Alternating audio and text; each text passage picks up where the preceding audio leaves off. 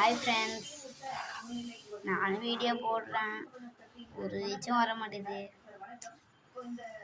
என்ன ஃப்ரெண்ட்ஸ் இப்படி பண்ணுறீங்களே? இப்போ நான் வீடியோ எடுக்கும் போது கூட கீழே விழுந்து இங்கே அடிபட்டு லைட்டாக வேங்கின மாதிரி இருக்குது. உங்களுக்கு தெரியும்னு நினைக்கிறேன். இவ்வளோ ரிஸ்க் எடுத்துலாம் வீடியோ பண்ணுறேன். இது மாதிரி குட்டி வீடியோ இப்போ நாங்கள் புதுசாக எடுக்கிறோம்ல, அவங்களுக்குலாம் நீ யார் சப்போர்ட் பண்ணுவா?